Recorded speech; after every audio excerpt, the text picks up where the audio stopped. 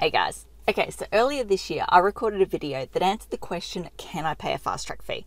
Because obviously with everything going on in the construction world at the moment, everyone is desperately looking for ways to try and speed things up. And naturally that leads them to go, can I throw money at the problem? Spoiler alert, I basically said in that video, unfortunately council doesn't offer that service, and no, before you think it, you can't just slip the paper bag under the table. It doesn't work like that. My job would be a bucket load easier, let's be honest, if I could actually do that. However, there was 3 things that I put out there to suggest that could be utilised or used to your advantage to try and speed things up. So firstly, you could come up with a design that was more compliant, so ticked more boxes, aligned with council's intentions for the area, etc, etc. Next, you could come up with better quality plans, more town planner friendly plans, keeping in mind that town planners don't have the training and expertise, generally speaking, to be able to read detailed or super detailed plans. So creating a plan set that's more public friendly, let's just say, can help speed things up and speed up the review process. And last but not least, getting support from the neighbours to allow council to essentially drop their guard and to have that reassurance that they're not going to be dealing with public backlash after the fact. So there were the 3 key things that I talked about there. Now, we just received an approval in 3 weeks. This approval kind of has forced me to rethink what I said in that video and build on it a little bit more. So I thought, hey, why don't we do a second video, count it like part 2 or part B to that previous video, which builds on the advice that I provided previously. Blah, blah. Let me get my words out. I need a coffee. Anyway, first and foremost, the thing I need to clarify with this job is it was not tick box. Yes, it was generally aligned with council's intentions, but there was definitely things that we were trying to push the boundaries on. So we had an oversized carport, we had flat roof forms everywhere, it was character block, we had some partial demolition going on to the front of the house, etc, etc. So yeah, it definitely did not tick all of council's boxes. There was some stuff there that needed to be assessed. So naturally, if you go back to my previous video, your thought is, okay, it's not going to be fast track. But again, 3 weeks. Super fast, lightning fast. Anyway, so what did we do differently with this instance? Well, firstly, like I said, we did have neighbour support and we did have really good plans, super detailed plans. So they were 2 things that align with that previous video. But what we did differently this time was we talked about the design intent. So I specifically included a section within my assessment report where I talked at length about the thought process, the why that had gone into this design. So I sat there and said, okay, yes, we are proposing those flat roof forms over this section here. But the reason is to create a lower profile roof form so that the neighbours' city views over the top are preserved, and to allow that roof form to nest in under the original pyramid roof form. So we're not hacking into this. Oh, yeah, I'm going to go there.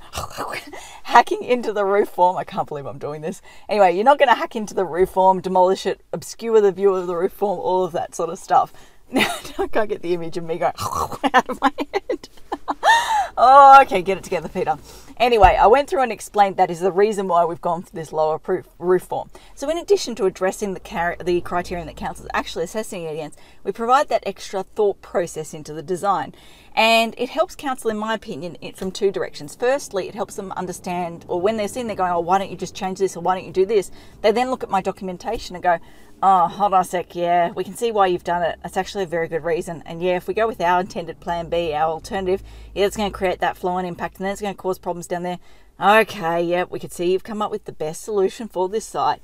It also helps to demonstrate that it's a well thought out design, something that's had a lot of care and consideration that's gone into it. And it sort of stops council from making these broad brushstroke statements and making these broad brushstroke changes and suggestions and all of that sort of stuff. Again, they sit there and go, oh, you've actually put a lot of work into this design. It's not something that's just popped up overnight. We probably should stop and think about what we're going to ask for here.